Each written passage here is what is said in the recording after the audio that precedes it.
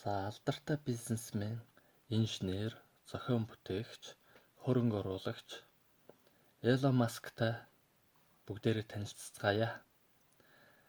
Тэрээр багада нэлээд дуу цуутай, юм хурдан сурдаг, ой сайтай ийм хүүхэд байжээ. За хүүхэд наснаа бол тэрээр ном их унших дуртай байсан.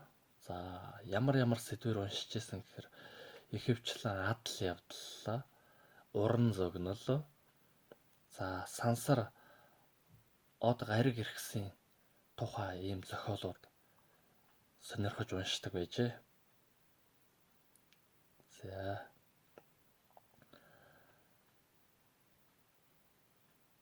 дараа нь болохоор уншсан зүйл болон сэдвэрээ тэрээр гэртээ суугаад за хэдэн цагаар ч хамаагүй өөрийнхөө тархинд яг кино шиг зураглаж төсөөлж ургуулan бодож суудаг байсан байгаа юм. За дэлхийн алдартай тэр бомтон Билл Гейтс хэлсэн байдаг. Ном унших бол маш чухал чанараа. Энэ бол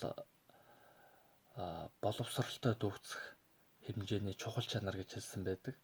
За Альберт Эйнштейн бас ургуулan бодох, энэ төсөөлөн бодох чадрыг бол маш ач холбогдолтой оюун ухааны гайхамшигтай процесс гэж хэлсэн байдаг.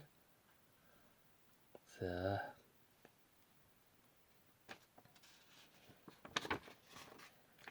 тэрээр өсвөр хүүхэд наснаасаа хим болон физикийн чиглэлийн хичээлүүдийг маш их сонирхож үздэг байсан бөгөөд за өөрөө гэртээ элдв янзын тийм хим болон физикийн туршилтууд хийх дуртай байсан байдаг. Өөрөөр хэлбэл ер нь төсөөлөн бодсон зүйлүүдээ амьдрал дээр турших дуртай байсан гэсэн санаа юм да. За цаашлаад өсвөр наснаасаа тэрээр компьютер програмчлалын шинэ эрүүн үе хүн төрлөختөнд шин боломжуудыг нээж байгааг ойлгосон байдаг. За энэ ч учраас аваараа компьютер авахуулаад бас програм буюу код бичих ном авахуулаад бус хүмүүсийн нэг 6 сар дотор эзэмших ёстой мэдлэгийг ердөө нэг хэдхэн хоногт уншиж судлаад эзэмшээд тэгээ өөрөө анхныхаа кодыг бичиж эхэлсэн байдаг. Үүнийх нь үр дүнд 12 настайдаа Blaster хэмээх компьютер тоглоом зохион бүтээгээд түүнийг хамгийн анх $500 зарсан байдаг. За үүнээс хойш тэрээр санхүү банкны чиглэлээр дадлага хийж байгаад санхүүгийн системд онлайн төлбөрийн тогтолцоо байхгүй байгааг олж мэдээд XCOM хэмээх бүтээгдэхүүнийг хийсэн ба энэ нь хожмын PayPal болсон байдаг. PayPal бол орчин үеийн санхүүгийн онлайн төлбөр тооцоо гүйлгээ хийдэг програм болсон гэдгийг та бид мэдж байгаа. За дараагийн нэг онцлог зүйл нь тэрээр өөрийн хүссэн, бодсон зүйлийн төлөө маш их шаргуу олон цагаар ажиллах чадвартай гэж өөрийгөө тодорхойлж томьёолсон байдаг. За тэрээр хүүхэд залуучуудад дараах зөвлөгөө өгсөн байдаг. Үүнд за суралцах чадвартай байгаараа гэж хэлсэн байна. Хоёрт нь хөдөлмөрлөж байгаараа гэж хэлсэн байна. За гуравт нь баг команда зөв бүрдүүлээрэй гэж загсан бөгөөд дөрөвт нь өсөж томрох цаг үеийг мэдрэх хэрэгтэй гэсэн байна.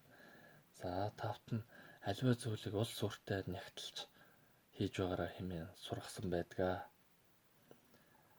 За тэрээр өглөөгөөрөөр нь шүршүрт орох зуршилтай гэж өөрийгөө хэлсэн байдаг.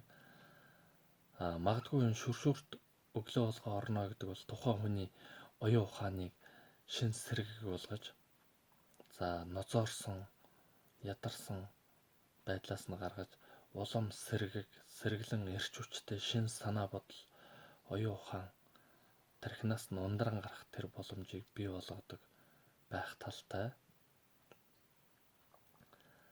За үндсэндээ манай Монгол хүүхдүүд болохоор Elon Musk шиг ийм төвшний хүн болж болох уу гэвэл болно гэж үзэж байна.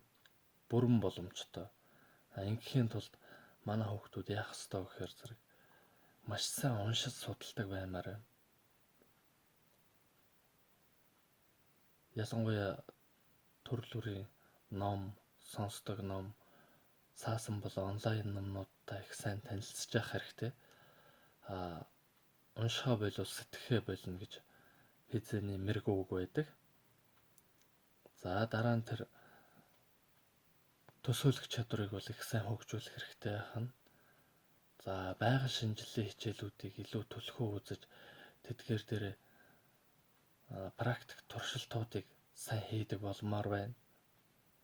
За тэгээд хүүхэд бага наснаасаа тодорхой төвшөнд код бичих чадвараа хөгжүүлмээр байна. За тэгээд удаан хугацаагаар тууштай ажиллах чадвартай баймаар байна. Тэгээд цаг ямагт суралцаж хөдөлмөрлөж сониуч байж эрсдэл хүлээх чадвартай болон хөгжиж чадвал манай Монгол хүүхдүүд бол Elon Musk шиг маш олон төслүүдийг хэрэгжүүлсэн ийм мундаг энтерпренеур, бизнесмен, зохион бүтээгч болох бүрэн боломжтой юм аа. За үүний төлөө Монголын хүүхэд залуус маань шамдах хэрэгтэй. Ингээ анхаарал тавьсан та бүхэндээ баярлалаа.